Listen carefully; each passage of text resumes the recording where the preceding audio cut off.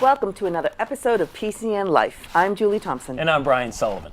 On this episode of PCN Life, we celebrate 20 years with our parent company, PackTV, to talk about all the ways we've grown and what we hope for in the future. Local Eats brings us to Arrow in Pembroke, where we partake in some Wintery Treats. But we start tonight's PCN Life with some driver's ed, but not the kind you may have taken back in the day.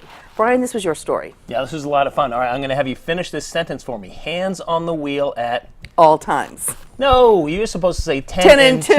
Oh. But really, 9 and 3 is where they say to put it because it actually blocks, it opens the space for the airbag to come out should you get into an accident. Now, you actually have some experience with this group. Tell me about it. I think your kids did it or something like that? Yes, InControl driving. I had both of my kids, when they were first getting their licenses, go through this program. They had it at the old South Weymouth Air Station that had tons and tons of old runway space, so they could learn how to skid properly. If you go into a skid, how do you practice that on a highway? You can't.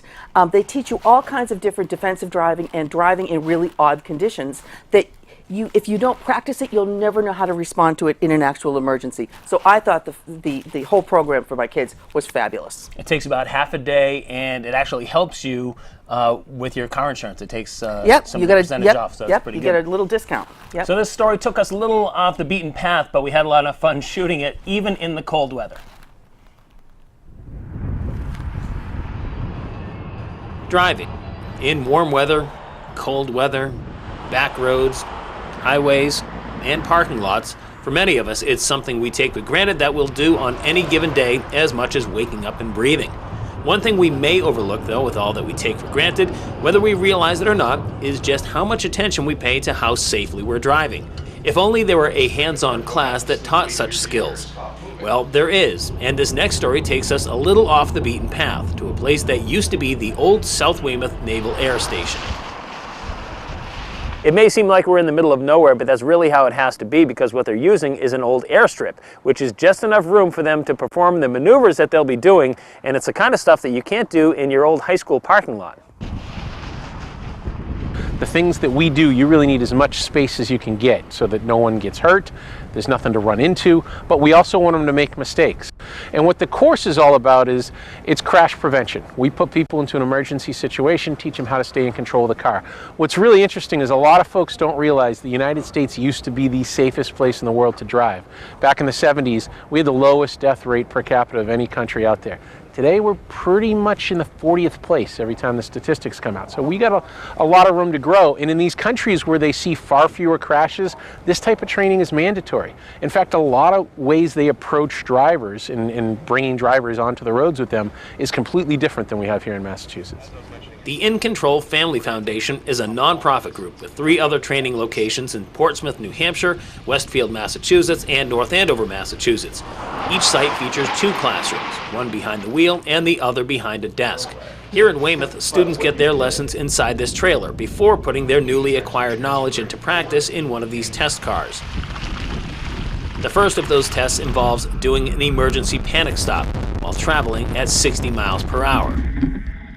Next thing we're going to have them do is this slalom, where they're going in and out of cones at increasingly faster speeds. And what that does is actually get them to appreciate the importance of their seatbelt. It teaches them the proper hand position. A lot of people are still driving with 10 and 2, or worse yet, 1 with their hand at the top of the wheel and their seat way back and the radio turned up. You really need to have your hands at 9 and 3 so you can have the best control of the vehicle and keep your hands away from the airbag so you don't hurt yourself if there is a crash. For anyone that wants to know what it looks like maneuvering through those slalom cones at 35 to 40 miles an hour from the back seat while trying to hang onto a camera and tripod, this is it. It might be safer filming from outside of the car. Each exercise centers around a dramatic event with practical applications while having the benefit of being done in a controlled environment. For example, the emergency highway lane change. It really is the synthesis of what they learn in the program. Put them into an emergency, make sure they know you really need to apply the brakes before you start aggressively turning the car if something happens. And if they don't do it right, they're going to lose control. And again, because we have this huge environment, they're not going to run into anything, but they're going to come off the track and we're going to have to set them straight and start over again. This next exercise really hammers home the importance of not tailgating. A traffic cone is tied to the end of a 50-foot piece of rope, which is attached to the car driven by the instructor. The students then drive in a car parallel to the instructors while maintaining that 50-foot distance. When the instructor's car screeches to a halt, watch what happens with the students' cars. In each case, the students would have gone right through the back end of the instructor's car. Our goal is really to focus on crash prevention. We're not really working on basics. We're not trying to get people their license.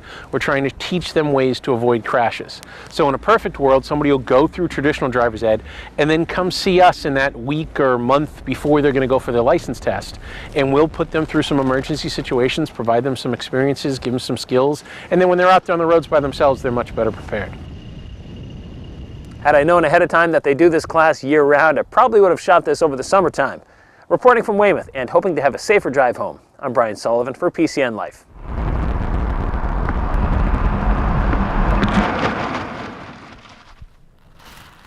This is the year that PackTV celebrates its 20th anniversary of being in existence, and we created an origin video that kind of brings us through all 20 years of PackTV, where we were then and where we are now, and where we're going to go. It was a montage video, and it was really neat to see, you know, just where things have started and gone to over the past 20 years, who's been here for all of that time, what they looked like then, what they look like now, but just how much we've grown. We get into the classes, the education programs, and all the people that have helped us get here. And this is a tribute to them, as well as to PackTV and all the people who work here.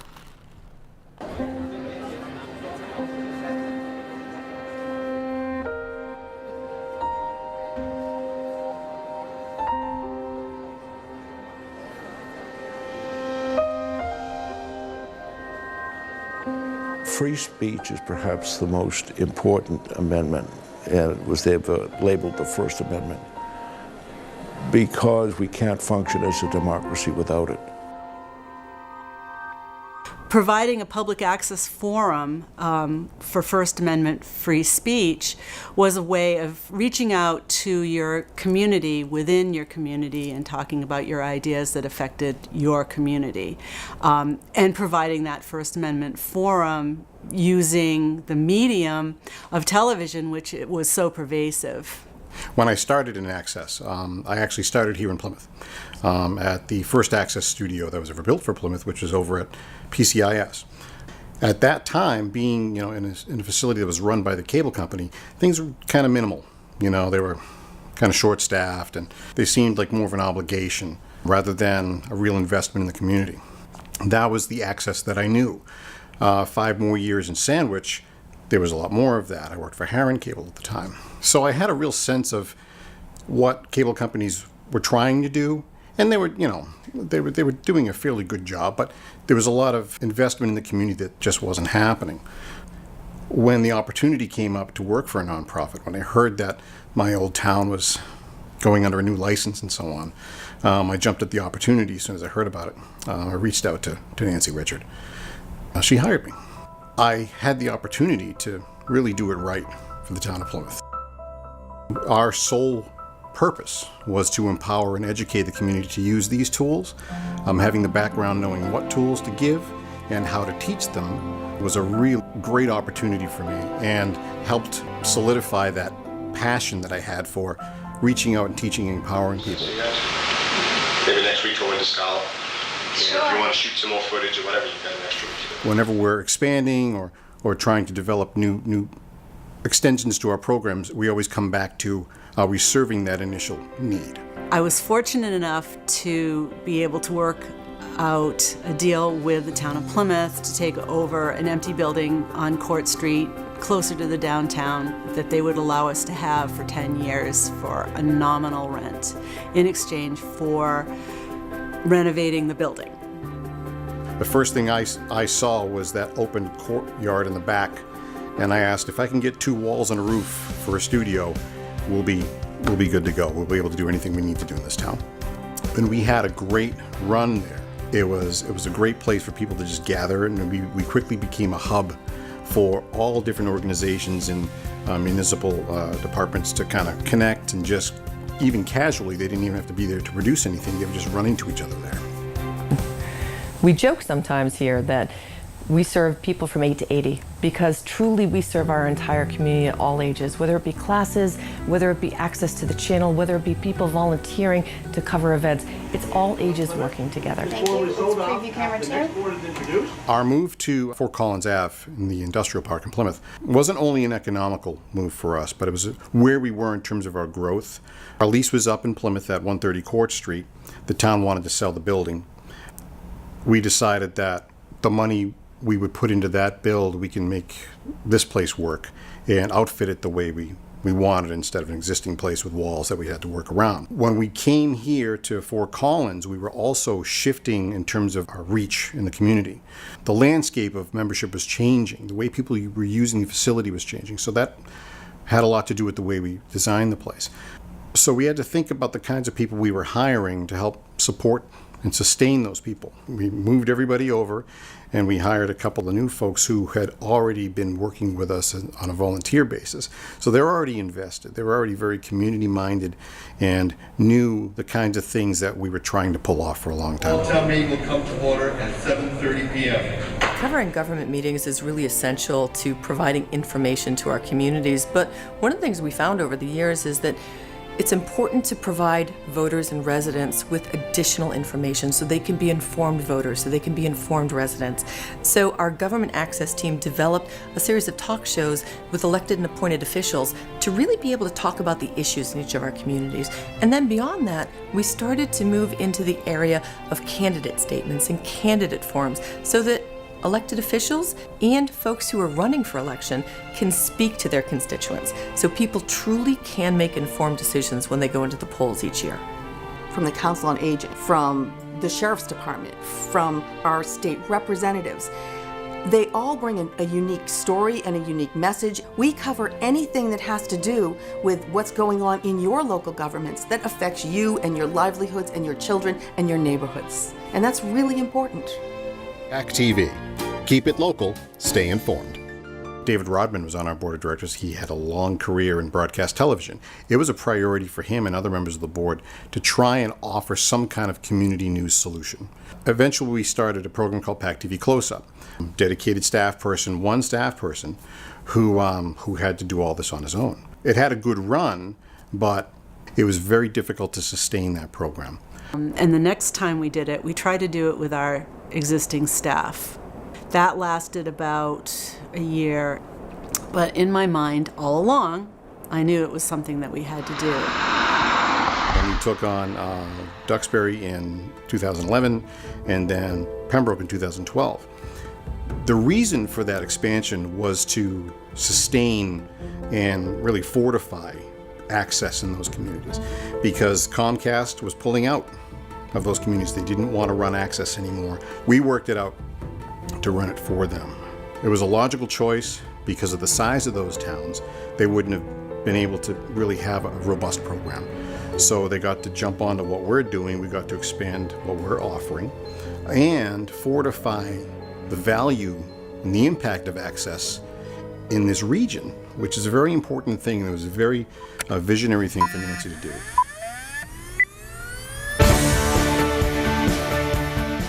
It came down to a decision that we have the resources now. We should be doing this as a service to the community, period.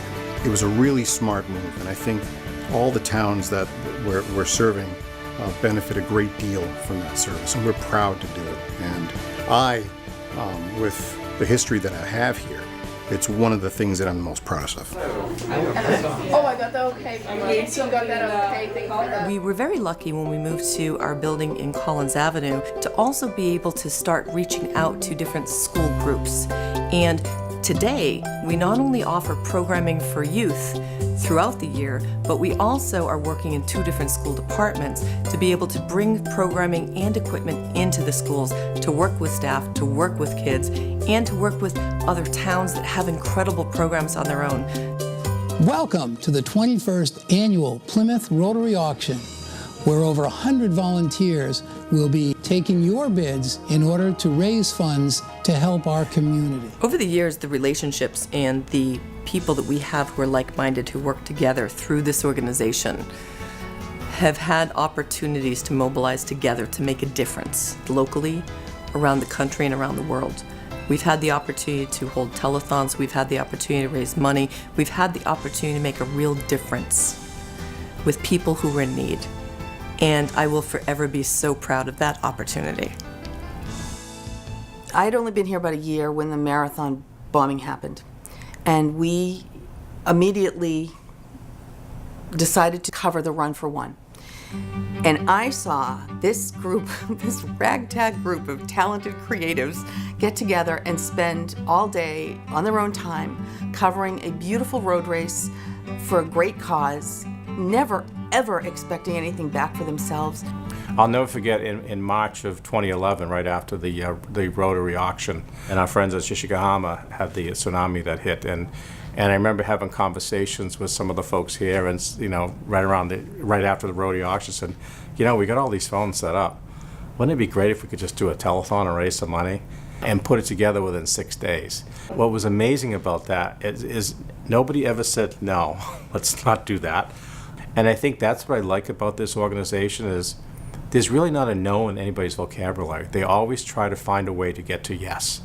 And that's something that I always do as a business person. It's a lot easier just to say no to something than to say yes. And I think that's what I really get out of the people working here. It's let's see what we can do, and yeah, we'll do it. We'll figure it out. I got to say, right now, where we are as an organization, I feel like I felt when I first started. In terms of the investment in the people, the trajectory we're on, the opportunities that we have, I couldn't feel more proud and more confident about what we're going to do and what we're going to be capable of doing that we don't even know is coming down the pike yet. Really looking forward to it. PackTV is a lot of things. It's a TV studio, it's a community center, it's a place to learn, it's a place to get your message out, it's also a place to serve.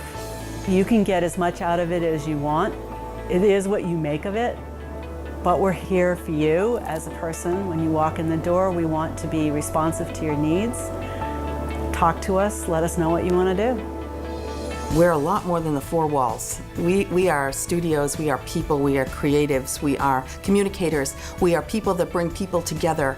We're a really cool band of brothers who work with communities, with governments, with schools, with individuals, with organizations to get their message out, to inform, to educate, to inspire.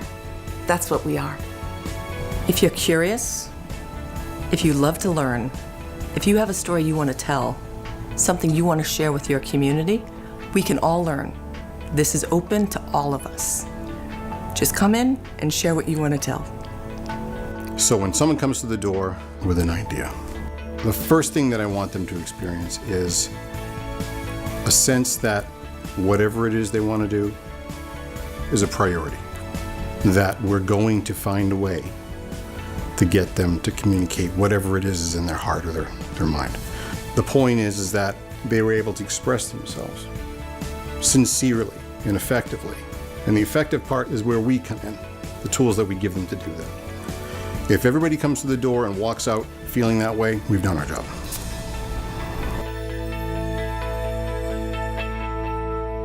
From the very first moment I walked through the door, I felt like I was part of the community here. And I got to meet people here at PackTV that I wouldn't have met anywhere else. It's just such a cross-section of Plymouth's residents. When I look back on how this all started for me, I didn't even know how to set my VCR. Now technology does not, befuddle me. I've taken all of the classes here, enjoyed every single one of them. I really love using Studio B. I like editing. And for a couple of years, I had my paintings here for a month at a time. PackTV has served me in uncountable ways over the past 20 years, from the equipment loans for all of my projects to production classes for the Rising Tide soap opera kids, PSA days for all of the organizations that I support, and hosting my student art shows for years when they had the gallery. PackTV continues to uphold the First Amendment by providing a platform for free speech for anybody who wants to make a show. PackTV has impacted me in nothing but positive ways. I've learned a lot. I've done a lot of video shoots. I've done volunteer work. I've been involved with town meetings, shooting town parades. It's been a wonderful experience. I've watched the media evolve over the years, so it's kind of impacted me with knowledge of technology. For the Time Is Now Ministries has enabled us to take the message, the gospel of the Lord Jesus Christ outside of the church walls. We've had an opportunity to be on several cable access channels, I guess, for a locally based church to be able to have that type of an outreach outside of the church walls. It's great. Being a part of PackTV has allowed me to bring the Plymouth show to fruition. And the Plymouth show allows me to do something I've always wanted to do, to interview and get to know some of the people that make Plymouth such an interesting place to live in and visit. One of the things I always wanted to do was to have my own show. And we really have had a ball doing this show, and the confidence building and how we've improved has been significant. I came to PackTV in February 2016 looking for a volunteer opportunity. Every single person that I've interacted with has always stopped and taken the time to not just explain to me what they wanted me to do, but how it worked and how it fit into what PackTV needed. So PackTV has impacted me because it's given me an education. It's given me another creative outlet. It's also allowed me to learn new things, and I love learning. I think somebody should always be learning their whole lives as long as they're alive. And it's also really helped me promote my mission with Two Grannies on the Road, which is to help baby boomers realize that they're not irrelevant and that they should go for their dreams no matter what. My wife said to me, "You'll enjoy this because it's going to get you away from work and working at home. You'll enjoy this, you'll relax." I went kicking and screaming to the first show that she was working on. And that's when it started. And it has been an enjoyable, I feel as though it's added years to my life. PCN Life has a brand new local eats from Pembroke. We stopped over to the idyllic location on Hobbamock Pond to Arrow Restaurant. We sat down with the owners to taste their winter treats, to take in the ambiance, and of course, the view. Everybody loves a great local family restaurant. Good food, good people, good atmosphere. We're at the Arrow in Pembroke. Let's go take a taste.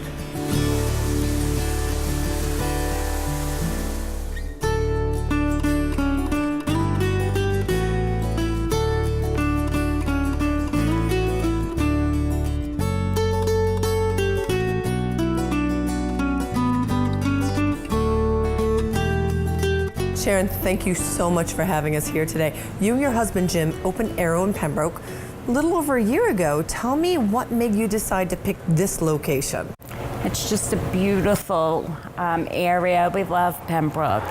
What I want to start with are some of your amazing appetizers. Tell me, what is this? It looks gorgeous for an appetizer. This is one of my favorites. It's called burrata. It's an Italian cheese made with mozzarella and cream. And actually, you can just cut into it. I would just kind of whiz this out with onions, and it's just gonna melt in your mouth. That is delicious. I love all of the fresh flavors that are blended together, and I'm looking forward to tasting the rest of your menu. So why don't we go next door to the main restaurant to talk with Claudia, your functions manager.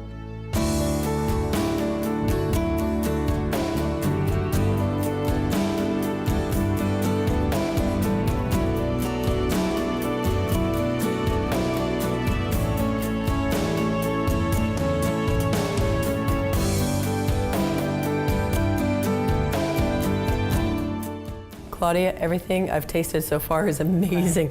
Tell me what we have here for our main dishes. So we do have our salad that chef has created for us. It's a new item on our menu. It's roasted red beets with goat cheese, croutons on field greens, as well as a balsamic Dijon vinaigrette. So it's quite delicious. It's my favorite. Beautiful too. Yeah. And tell me, what is our main dish? So our main dish here is also a new item on our menu. It's slow roasted chicken with pappardelle pasta, as well as wild mushroom, and garnished with some Parmesan cheese. So it's quite delicious. What do you want people to take away from their experience here at Arrow? Exactly that, an experience. We want them to enjoy the food, enjoy the atmosphere, as well as having family events here, private events as well, and offer a lot more than just the average restaurant. I believe you're going to be bringing me outside. Even on a cold day, I'm going to have an opportunity to just relax and cuddle and enjoy beautiful Hubbamock Pond. We have some exceptional desserts, homemade desserts, and we also have a couple of tricks up our sleeves to keep you warm. I'm looking forward to it, but first I want to get warm with this pappardelle. Please do. Thank you. You're very welcome.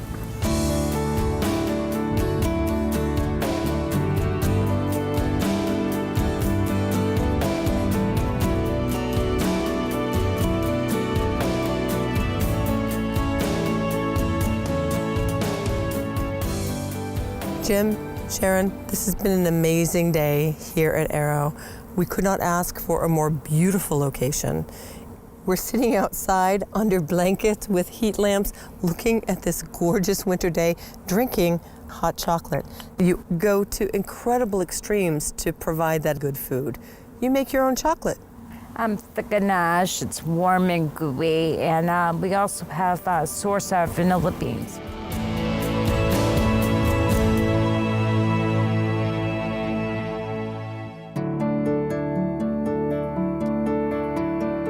And I think Arrow points the way to good food, family, and fun. Thank you so much for having us again. For PCN Local Eats, I'm Donna Rodriguez.